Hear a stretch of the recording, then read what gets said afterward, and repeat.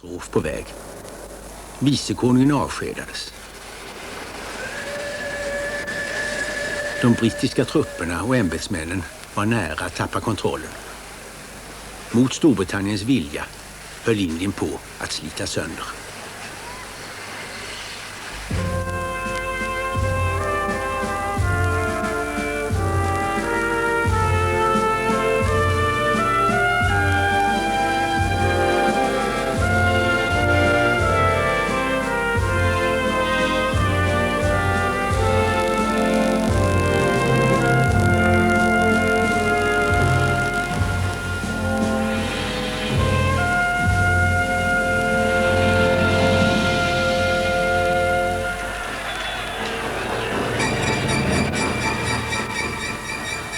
I februari 1947 drog en våg av våld genom norra Indien.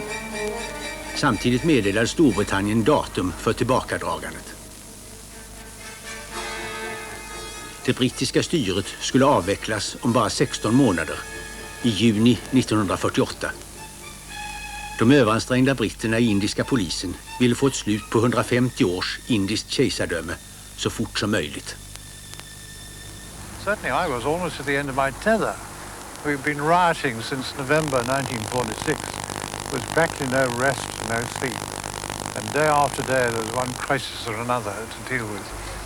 Muhammad Ali Jinnah var ledare för 90 miljoner muslimer. En fjärdedel av landets invånare som var rädda att britterna skulle lämna dem i händerna på de 300 miljonerna hinduer. I felt that we were stretched to the limit of our resources. And my police were having to operate in such appalling conditions. And there were mob confrontations. And I got terribly worried about my police because whereas before all this boiled up, it was anti-British. Now they realized, the crowds realized that we were determined to grant independence. And it became virulently a case of hatred between the communities. Våldet spred sig över 5 väldiga provinser i norra Indien. Den hinduiska majoriteten i den ena byn fick höra att deras trosfränder blivit dödade i den andra. Och så kastade de sig över de få muslimer som levde mitt ibland dem. Slaktandet smittade av sig genom ryktesspridning. Provinsen Punjab skulle bli kärnan i Pakistan, nationen som muslimerna ville skära loss från Indien. Kring huvudstaden Lahore var muslimerna i majoritet och där kände de sig säkra. Men östra Punjab dominerades av sikherna. De var ett krigarfolk sedan gammalt och nära förbundna med hinduerna. Sikhernas rädsla för att bli dragna med i Pakistan gjorde att hatet mot muslimerna växte till raseri. Stanken av död vilade över Punjab. När nu britterna höll på att bryta upp hotade dödandet att urarta till organiserad masslakt. My Sikh and Hindu police were being singled out by the Muslim mobs for violence. And in fact, they came along to me saying, you British and your Muslim police can do what they like to us, but we're not going to have your Hindus and Sikhs. We won't answer for the consequences. So it was a very worrying situation because we were a thoroughly integrated force. Clement Attlee, premiärminister i Labour-regeringen, beslöt att själv ta befälet. Attlee hade ett enda mål. Storbritannien skulle ut ur Indien. The mood of the government at home was to decolonialize. So far as I was concerned, I was impressed by the fervor of the nationalist movement in India, and I thought if there's no disposition at home, and it just wasn't on in the political climate of the times to maintain our rule in India by force, the sooner we got out the better.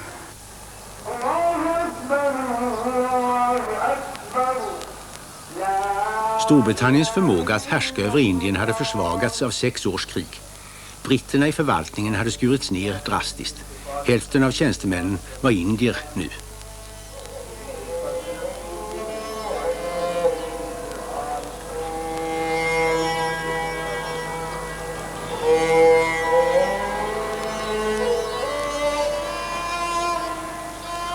När när fientligheterna mellan hinduer och sikher å ena sidan och muslimer å den andra blev allt värre ansåg britterna att de måste bort fort innan de tappade kontrollen helt. Faran var störst i Lahore. The Muslims got up on their roofs and they were shouting to each other across the rooftops the Urdu word for beware, khabadar, khabadar. This sounded almost like a pack of jackals. I think people were simply scared to death. People who had been living quite peacefully for many years, Muslims at one end of the street, Hindus or Sikhs at the other, they suddenly found they couldn't trust their neighbors. They were really terrified of being bombed or shot at or having a house set fire to. There was a sort of snowball effect of fear spreading right through the city in Lahore. And the same thing, I think, happened in Amritsar and other big cities in the Punjab. It was really awful to watch it happening. Våldet och ödeläggelsen ställde svåra krav på den underdimensionerade brittiska förvaltningen. I personally saw a lorry load of corpses. There were women who had been stripped naked, appallingly mutilated, and left on the side of the road in Lahore city.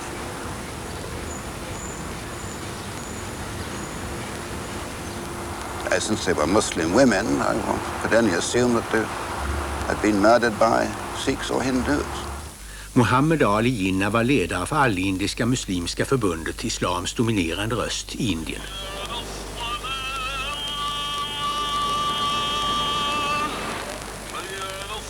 Han krävde att Indien skulle delas och Pakistan bildas. Britten hade lyckats övertala Jinnah att ge upp sitt krav på en egen stat, Pakistan, mot att han skulle få en stor del av makten i ett förenat Indien. Men Jawaharlal Nehru, ledare för kongresspartiet, Indiens största politiska rörelse, var rädd att uppgörelsen hade gett Jinnah för mycket. Kongresspartiet backade ur. Jinnah blev ursinnig. Hans muslimska anhängare inledde ett mördande som hotade att göra varje lösning omöjlig. Nu hade britterna bråttom att komma iväg. Det skulle nästan säkert bli inbördeskrig om inte Storbritannien gjorde någonting snabbt. I december 1946 beslöt Attlee att utnämna ny vicekonung. Hans genialiska val kom som en överraskning för alla.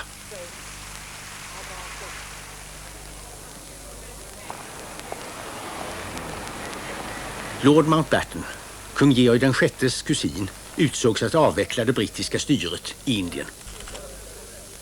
Mountbatten höll fast vid tidsgränsen på bara 16 månader. Han skulle utverka en överenskommelse mellan muslimer och hinduer.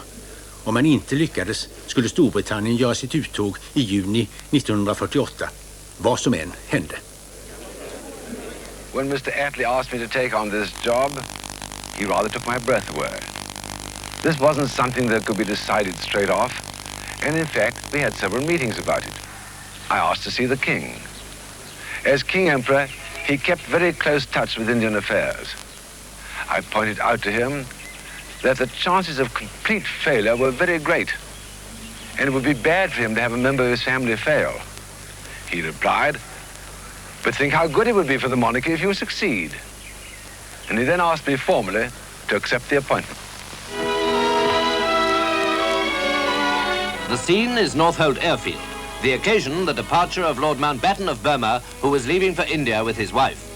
Before the new viceroy, there lay the task of holding office for the brief but obviously difficult period of just over a year until the date when Indians are to take full control of India. Lord Mountbatten's recently married daughter, Lady Brabourne, was there with her husband to see them off. So too was Lieutenant Mountbatten, formerly Prince Philip of Greece. Everyone in Britain, I'm certain, wishes the viceroy all possible success in India. And it was a great thing to send a member of the royal family as the last viceroy to India. It was a brilliant notion of Attlee's because it very greatly pleased them. And they thought, well, at least the royal family itself is taking part in this historic handover and so on. Before he went, you know, Mountbatten said to me, Do you think I should go just in sort of plain clothes and arrive as Viceroy like that? Because after all, they're all very left-wing and so on. I said, good Lord, no. Put on your best Admiral's uniform, all your medals, do the lot, have bands playing when you arrive. Oh, good, he said, I'm so glad to hear that, because he loved uniform. That's exactly what he did. And of course, he went down a tree.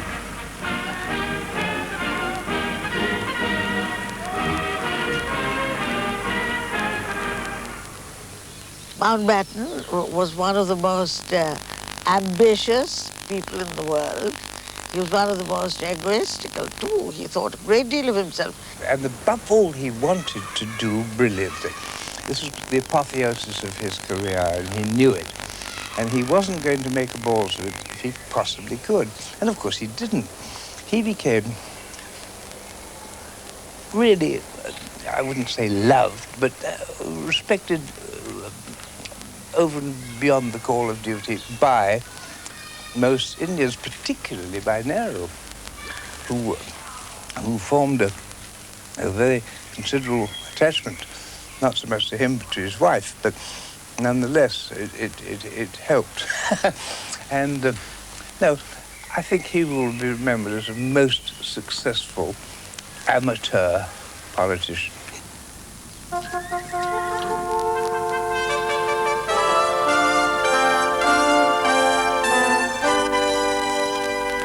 Mountbatten hade legat i hårda politiska förhandlingar med en allt mer desperat premiärminister.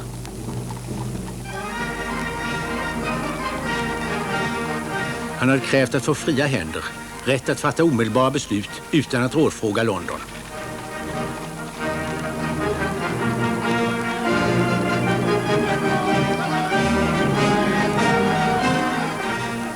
Hans företrädare, Lord Wavell, hade aldrig fria händer.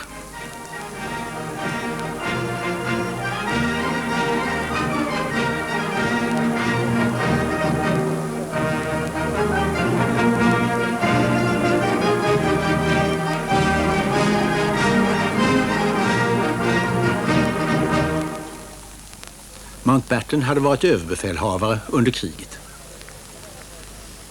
Attlee litade på att han skulle avvärja en katastrof.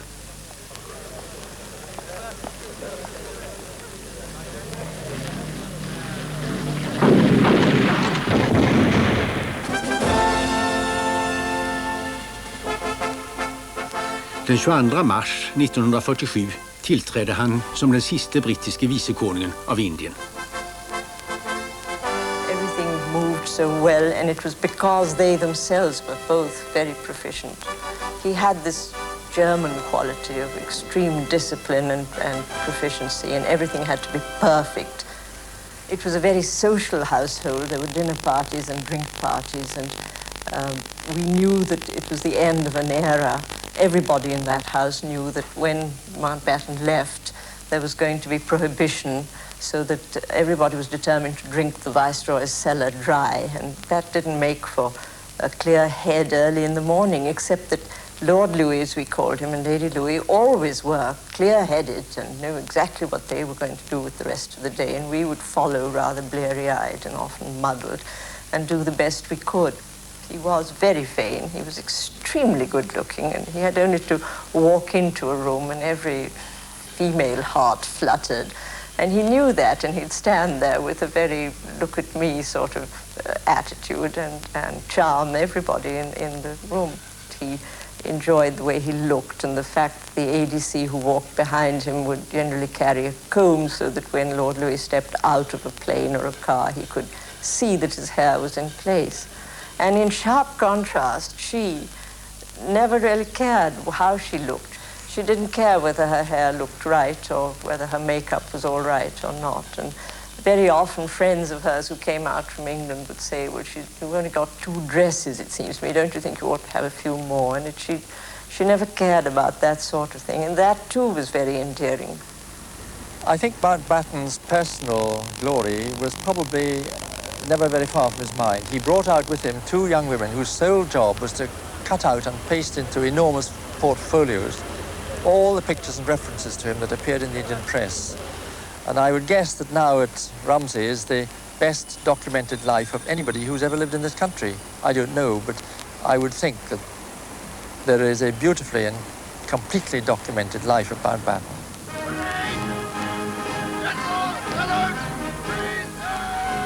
Had he chosen to go on the stage, he would have outshone Laurence Olivier.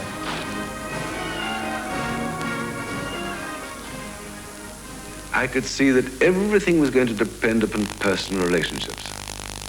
If I could build up an atmosphere of trust and understanding with the key figures, I might succeed. If I couldn't do that, I knew I hadn't got a hope. And of course, all this had to be done in such a way that none of them could think that the others were being privileged or getting away with backstairs methods. Den som litade minst på Mountbatten var Jinnah. Han hade vunnit muslimernas stöd med hjälp av ett enkelt stridsrop. Pakistan, en fristående muslimsk stat. Men det verkade inte som någon särskilt praktisk idé. Förbundet begärde 4 provinser i nordväst och 2 i öster, vilket skulle bli ett Pakistan delat i 2 delar med mycket lite gemensamt och med 130 mil Indien emellan. Jinnah vägrade diskutera de nackdelarna eller någonting annat som hade kunnat orsaka splittring inom muslimska förbundet. Han var van vid att ha sista ordet och han förberedde sig noga innan han skulle möta Mountbatten. It was generally regarded that Jinnah was a remote and rather cold personality. And before the meeting took place, we went out into the garden for an official photograph, and Jinnah did his very best to be charming. He stood with Lord and Lady Louis, the idea being, of course, that Lady Louis would be in the middle, and Mr. Jinnah and Mountbatten on both sides. And Jinnah made his first effort at the charming remark, saying that she was a rose between 2 thorns. Unfortunately, he was in the middle. What did he say to you after his first meeting with Jinnah? Well, he said, "By God, he is cold," which he was. Jinnah was a very remote, very austere figure. And I don't think he was going to be charmed in quite the same way as some of the other leaders were. Jinnah hade inte många vänner och han höll inne med en hemlighet som kunde ha ändrat historien. I början av 1947 fick Jinnah veta att han inte hade lång tid kvar att leva. Han hade obotlig tuberkulos. Om kongresspartiet eller britterna hade vetat det skulle de ha fördubblat sina ansträngningar att bibehålla Indien enat. Framförallt Gandhi avskydde tanken på delning. Utan Jinnah skulle han ha inlagt sitt veto mot delning. Men han kunde ändå ställa till besvär. When he started calling Edwina and me his dear friends, I began to have the feeling that we were halfway home. It was characteristic of Gandhi that at our very next meeting, the next day in fact, he proposed as a solution to India's problems that I should ask Jinnah to form an administration. He really meant it, even though he must have realized that this meant giving the Muslims virtual control. Anything rather than see India divided or have a civil war. Of course, it was quite impractical. I told him he must first get the support of the Congress Party, and this he naturally failed to get. But that was Gandhi. Nehru was already a friend, of course. My first meeting with him had been almost exactly a year before, when he visited Singapore, whilst I was still Supreme Commander, Southeast Asia. He knew now that he would get a fair deal from me. With Nehru, the trust I was trying to build up with the leaders was already there, and more than trust, friendship. It was not only between him and me, but with Edwina and my daughters Patricia and Pamela too. He believed that our whole family loved India and would try and do what was right for India. You see, my father was rather starved. When you have a rather rich personality, a many-sided personality, you need a number of different relationships in order to, feel fully alive. And I think that he was missing that type of conversation earlier, which he got with the Mountbatten, and a closer touch with the newer ideas of the Western world. Mountbatten had the great merit of perceiving from the outset and sticking firmly to it, perceiving at the outset that he must keep Nero on his side. He perceived that and never lost sight of it. And that was partly the secret of his success.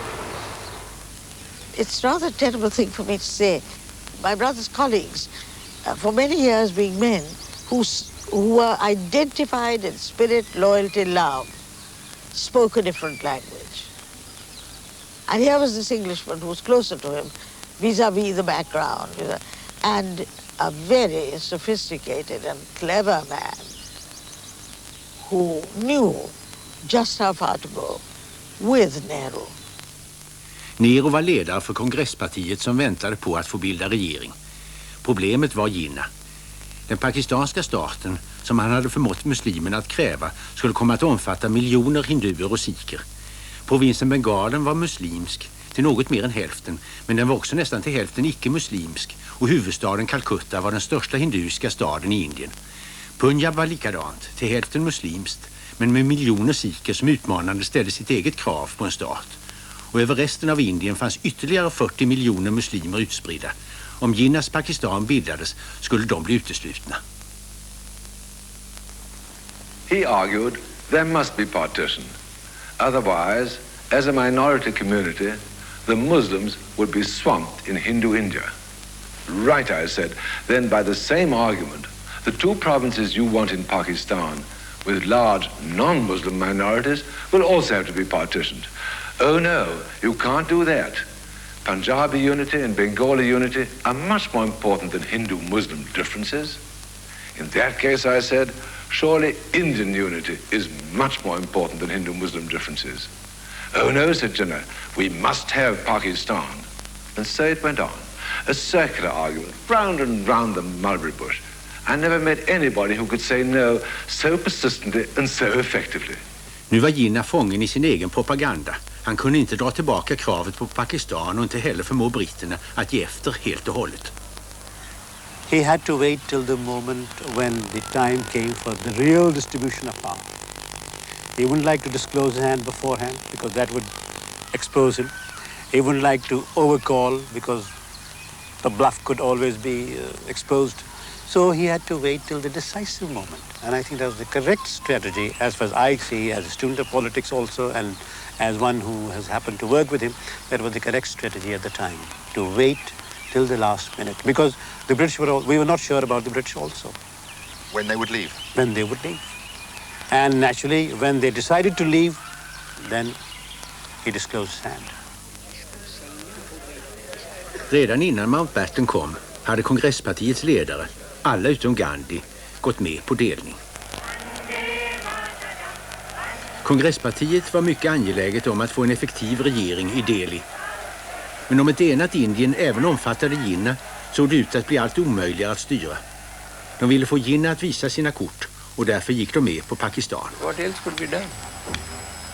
You see, when you get gangrene in your leg, you have to cut it off. Isn't it? If you allow it to remain, the whole body gets gangrene.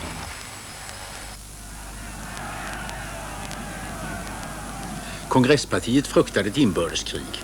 Ledarna var oroliga att Storbritannien kunde uppskjuta självständigheten tills det inte fanns något Indien som gick att styra kvar för någon att ta över. They're getting on, you see. And none of them young men.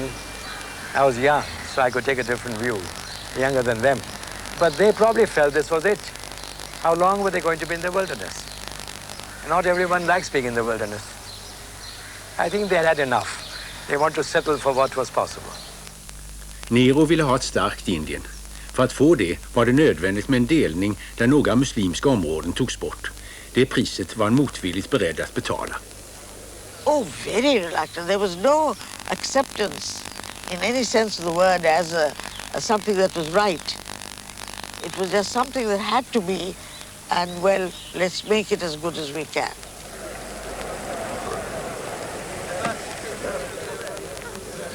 Gandhi, kongresspartiets fadersgestalt, hade alltid varit emot att Indien skulle delas. Nu, i juni 1947, valde han att tiga still. He began to realize that he was not at the center of the at this moment in time of the Congress negotiating position.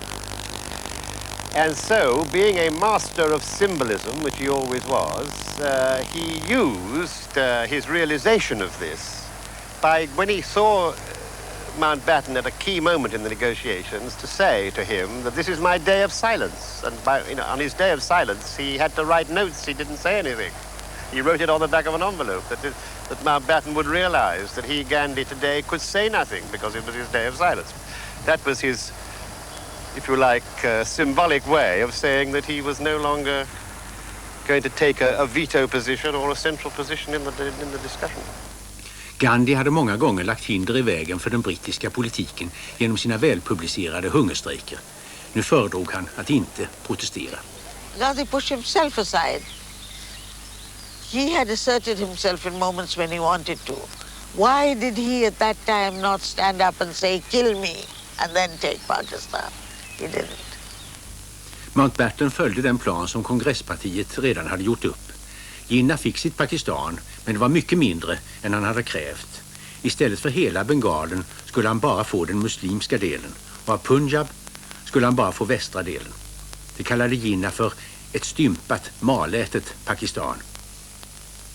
Han hade sagt att han aldrig skulle acceptera det. Nu, när det brittiska väldet led mot sitt slut, skulle Jinnah fortsätta kampen eller ge efter. The meetings with Jinnah were very difficult on these matters. He was legalistic, he was formal. And on one occasion, during one of these discussions, when Mountbatten thought he was carrying him with him, Jinnah said, no, Your Excellency, he said, I can't agree, but I accept. So Mountbatten said, well, Mr. Jinnah, you're playing with words. It is a serious matter, and I really can't follow that kind of distinction. But he left it at that. Came the day of the actual key meeting, the meeting of the leaders for, in effect, passing a fifth of the human race into a new order, a very great moment. Mountbatten opened the proceedings to say that this was a very great moment in history. The leaders were now assembled for this great responsibility. He said, I think we have reached a moment, and he looked at Mr. Jinnah, he said, not where we will all agree, but where we must all accept what is going to happen. Jinnah nodded his head and said, today, agreement is acceptance. I must say that I feel the Viceroy has battled against various forces very bravely. And the impression that he has left on my mind is he was actuated by a high sense of fairness and impartiality. And it is up to us to make his task less difficult. Men bakom Jinnahs diplomatiska uttryckssätt låg ett svidande nederlag. Mountbatten och kongresspartiet hade hållit Pakistan nere till det minsta möjliga. We have therefore decided to accept these proposals. It is with no joy in my heart that I commend these proposals to you, though I have no doubt in my mind that this is the right course. The proposal to allow certain parts to secede is painful for any of us to contemplate. Nevertheless, I am convinced that our present decision is the right one. We are little men serving great causes, but because the cause is great, something of that greatness falls upon us also. Mighty forces are at work in the world today and in India, and I have no doubt that we are ushering in a period of greatness for India.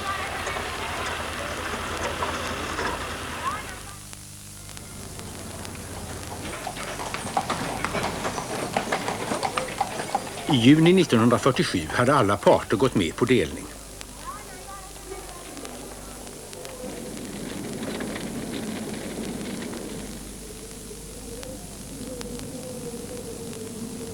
Men för varje dag blev de blodiga striderna mellan muslimer och hinduer värre.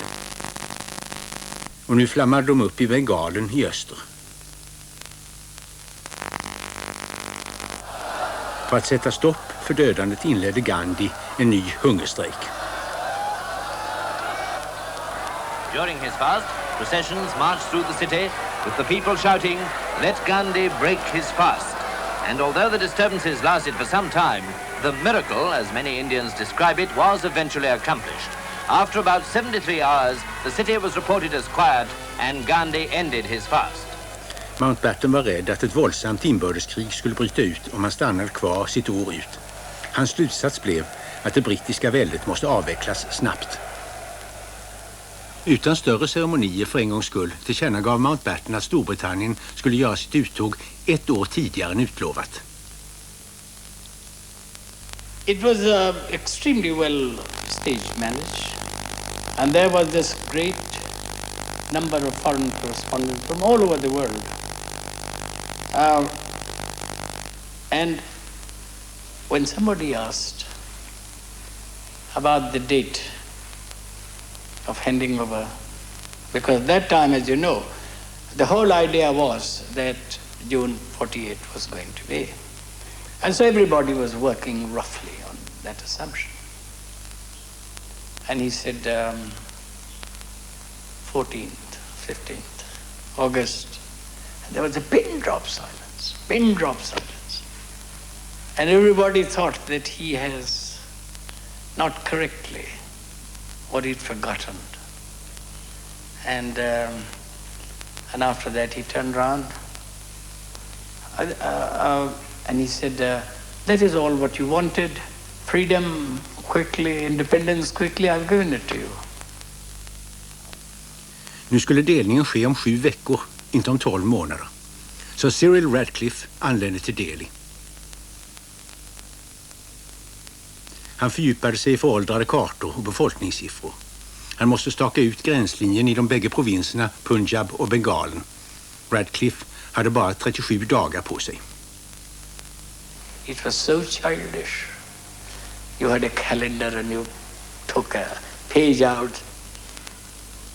And you were dividing a subcontinent, or I should say continent. This continent is bigger than that of Europe. And there it was. För Radcliffe var det svårt nog att dela Bengalen mellan muslimer och hinduer. Men det var den andra delningen, den av Punjab, som var det största problemet. Där var muslimer och sikher hopplöst sammanblandade. Deras skördar var beroende av konstbevattning med hjälp av kanaler. Om gränslinjen gick över en kanal hade fienden livlinan i sin hand. Nu blev dödandet frenetiskt. Muslimer i östra Punjab började flytta ut ur Indien i säkerhet i sitt blivande hemland Pakistan. I västra delen av provinsen var sikherna rädda att bli fångade i den nya muslimska staten och drog sig österut till Indien. For once Mountbatten had slipped up. He himself had underestimated the appalling consequences of partition in the north. He didn't realize that the Sikhs would fight as they did and what appalling massacres would occur between the two communities.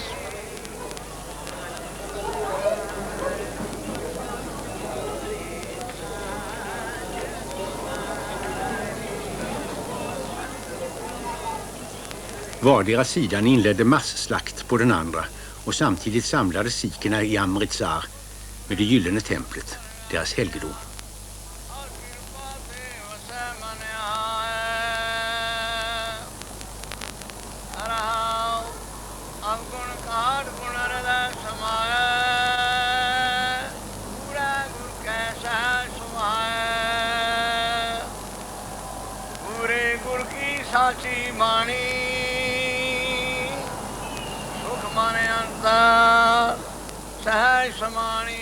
Massakern i Nordindien, som skulle komma att dominera självständighetens första månader, hade börjat.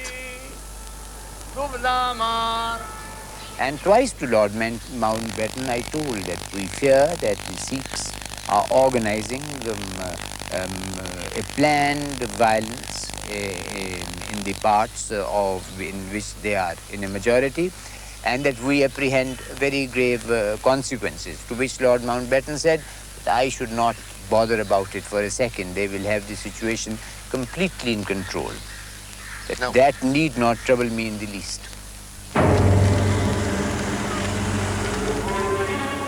Miljoner människor var i rörelse. Varje familj försökte komma på rätt sida av gränslinjen.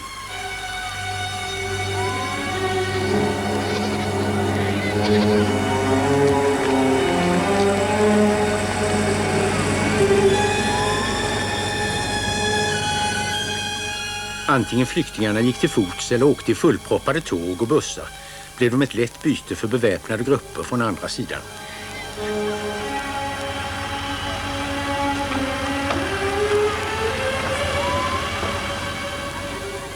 Mördandet fortsatte till november 1947. I was reporting for the BBC and I had a microphone for a small portable recorder. And I remember that I had a jeep going up, and again, I used to sing these massacres taking place, certainly on the Grand Trunk Road itself, where people tried to cut people down. I'd lift up the microphone and said, "The BBC is watching you, BBC watching you," and they'd stop. The extraordinary thing was, in the middle of all these scenes, nobody for a moment touched me or any European. We were the untouchables in the nicest possible way.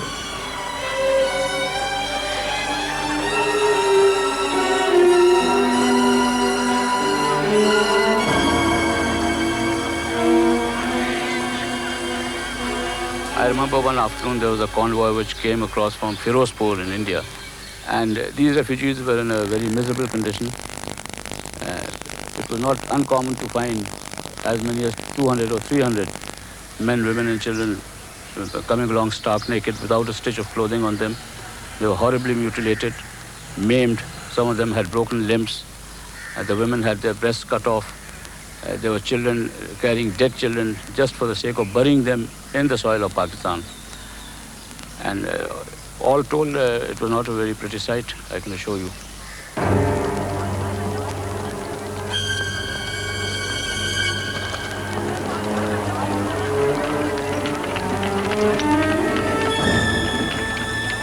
Lady Mountbatten has been paying visits to refugee camps and listening to many fearful stories of the fighting. At Jalandhar and Amritsar, for example, thousands of refugees told her of their appalling experiences. As if the massacres were not enough, floods have added to the terrible tribulations of the people of the Punjab.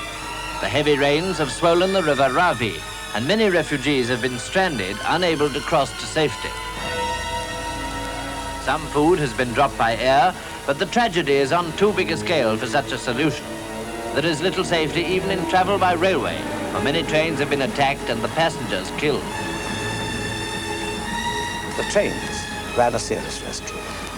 They had to water the engines, and they were Anglo-Indian drivers who shunt the train into a siding, go off to water the engines. That gave the Sikh bands a chance. They'd come in and they'd go right through the train and kill everybody.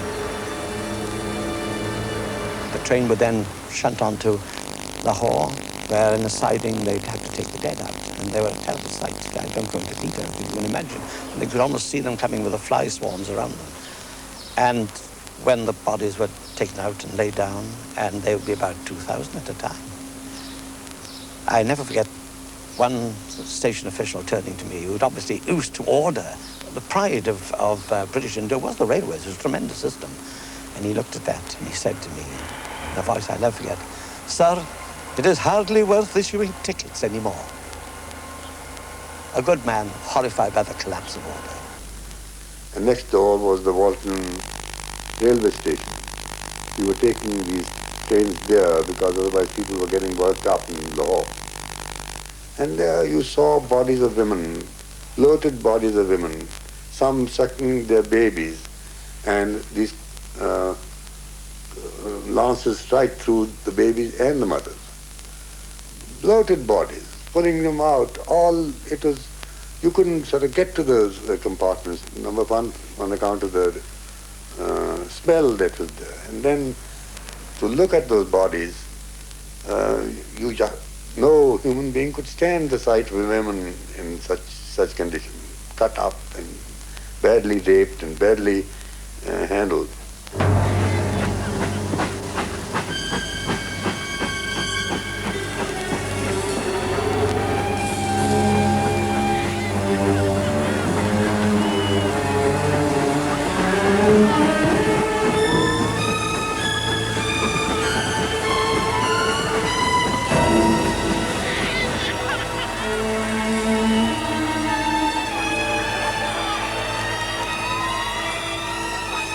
I saw a railway station in Amritsar where I had gone to receive somebody, that the local people got hold of a boy, and when his pants were taken off, he was found to be circumcised, and they said, "You are a Muslim." And he begged of them that he was not Muslim. His mother cried and she said, "We are Hindu and he's not a Muslim boy." But because of the circumcision, you know, he was killed right in the railway station. Our parents, they made us together in one room, locked us in one room, and brought kerosene oil for us there in that room. And they said, whenever there is any raid, we will burn you up there. And even we girls, we were prepared for that. You were prepared to be burnt up rather than fall in the hands of the Muslims? Yes, we preferred death to disgrace at that time. My own sister-in-law, she was stabbed there by her own husband because he was, she was being removed by the Muslim people. So he just killed her there, right in our own house. In Walpur, where I was, most of the Sikhs in villages left of their own accord before anything had happened, very wisely. But once this turmoil had started, any Sikh in Walpur, I ultimately said to myself, he's a dead man unless he's under my direct eye. As I looked at each day's new results of communal discord, I realized that in their present mood, the religious groups were just not going to be able to live together. They were tearing their country to pieces. Mountbatten besökte upploppsområdena bara 2 gånger. Det viktigaste för honom var att komma därifrån innan den brittiska prestigen gick helt förlorad. I think that this was the only big mistake he made. I think that otherwise he was pretty well informed that he was, the important thing was that he did realize that we had to keep to a very rapid timetable if we were going to be able to leave India in peace and without complete breakdown of administration. I juli satte Mountbatten upp en punjabisk gränsbevakningsstyrka för att patrullera den blivande skiljelinjen. Den hade en omöjlig uppgift. De 55 000 soldaterna kunde inte täcka hundratals kilometer landsbygd. De brittiska officerarna blev bara åskådare som skickade dagliga rapporter till Mountbatten medan dödandet fortsatte. 20 juni 1947, sedan senaste rapporten har 14 dödats och 50 sårats. Det har varit 38 bränder och 3 bombexplosioner. Rapport nummer 697. En bomb exploderade utanför en sikisk matservering och genast ut på ett allmänt slagsmål. 8 personer blev dödade, 35 sårade. 8 augusti 1947 fortsatta oroligheter i städerna Amritsar och Lahore. Antal döda och sårade mellan 50 och 100 per dag. Rapport nummer 704. Muslimerna i Amritsar-distriktet har slagit tillbaka och i byn Jajalabad har de utrotat en lokal hinduisk minoritet och dödat troligen 70 personer. Situation reports which were made up and sent in quintuplicate. One copy went to the cabinet, I know. 2 or 3 copies retained in India, and one always heard went to Churchill. But these sit reps went in every day with an assessment of casualties and were made up from reports from all over this very large area. It is true that they were difficult to assess, but based on what one saw oneself, there's no reason to think that something of the order of 1 million men, women and children, civilians, was by no means unlikely. It's always been my own view, and one which I personally have not departed from. It's impossible to conceive of 500,000 being slaughtered in that way. I just don't believe that, and I think it was, I would say at the outside, people involved in casualties, killed and wounded, would have been inside 250,000 inside it. How many people actually were killed since you were there as the body counter for the BBC? I think the massacre total has been seriously underestimated. I know a figure of 250,000 has been suggested and almost officially accepted. It's a long time ago now, and I don't think I pain anybody by saying that that figure is seriously underestimated. I think it was certainly getting more towards the million. You couldn't make possibly an accurate account because these massacres were taking place in lonely places, in all sorts of villages, little towns, all through the Punjab and in Sikhistan. Yes, I think I would go on record, stick my neck out and say nearly a million. Killed? Yes, I would say so.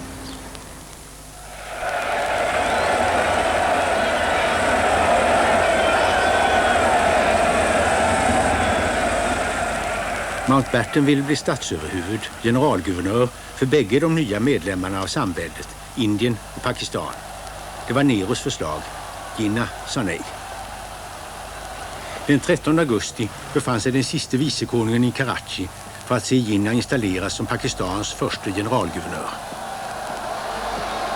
Muslims of India have shown to the world that they are a united nation and their cause is just and righteous, which cannot be denied. Men högtidligheterna kunde inte dölja verkligheten. Pakistan hade varken armé eller statstjänstemän, inte ens arkiv eller skrivmaskiner. Landet började sin tillvaro med få materiella tillgångar.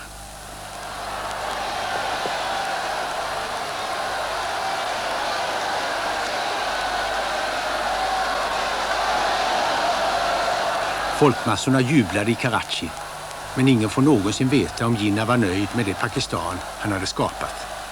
Men i Indien dagen därpå var alla lyckliga.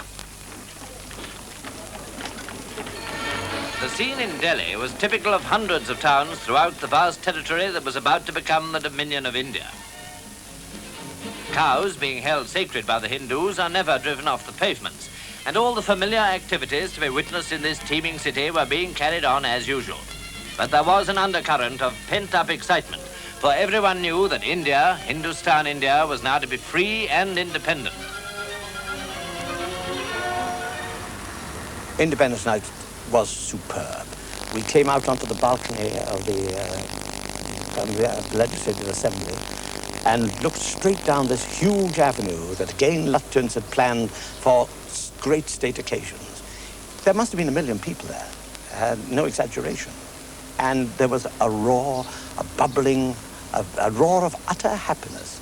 And when the conch horn sounded and India was independent, that was the night, the very moment, 12 o'clock, midnight, a roar came from that crowd such I've never heard before. And I've heard great many rallies, great crowds. In fact, I was at the Nuremberg rally when Hitler appeared. This was a different roar. This was a roar of utter happiness, content, and never were the British more popular. Long years ago, we made a tryst with destiny, and now the time comes when we shall redeem our pledge, not wholly or in full measure, but very substantially. At the stroke of the midnight hour, when the world sleeps, India will awake to life and freedom. I happened to be outside the Parliament House when Nehru made this famous tryst with destiny speech. It was an enormous crowd, and somehow one had forgotten all about what we'd been through in the killings and the riots all along. And one felt very elated. At long last, the country was free and we could manage our own affairs.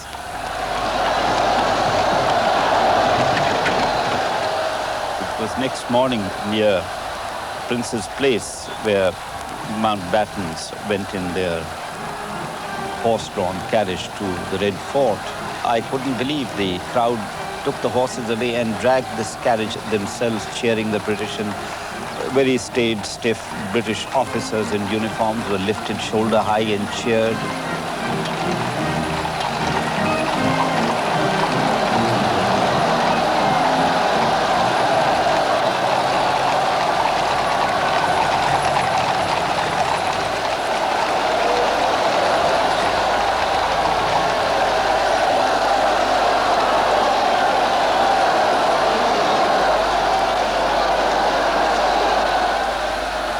It seemed that 150 years of bitterness and all the anti-British feeling totally vanished, and this nation become more pro-British than it ever been since the British came.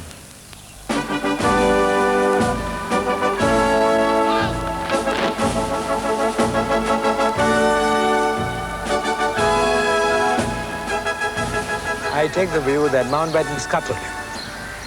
He got all the British troops out without a single casualty, and Indians and Pakistanis murdered and butchered in the most cruel way.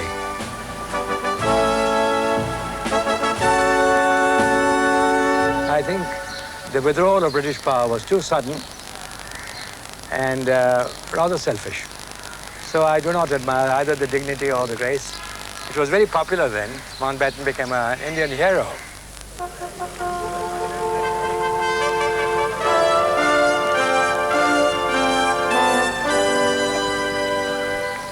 So I would say, yes, Mountbatten did a very good job for Britain, did a very lousy job for India.